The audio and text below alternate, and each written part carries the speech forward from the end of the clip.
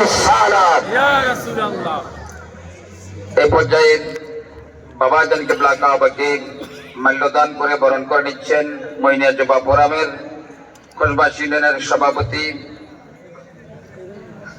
গোলাম মুস্তফা এবং মাওলানা মাকসুদুর রহমান আল মেজবান্ডারি সাহেব, আরো সহযোগী বিন্দু সকল বলি মারহাবা, আরো জোরে বলি মারহাবা।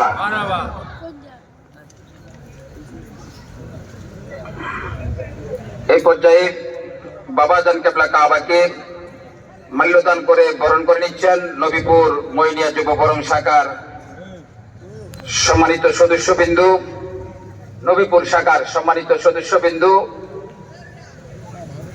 মাল্যদান করে বরণ করে নিচ্ছেন।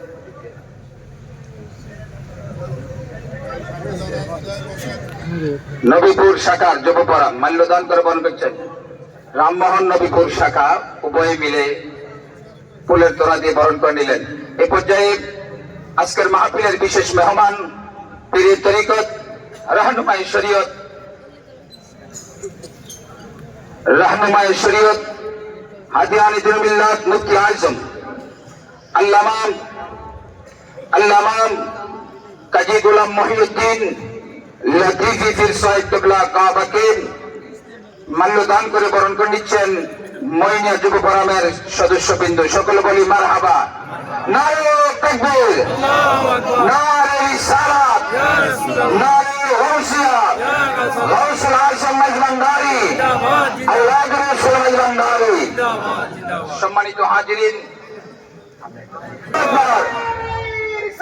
ইয়া রাসূলুল্লাহ, হুশিয়ার সাবধান।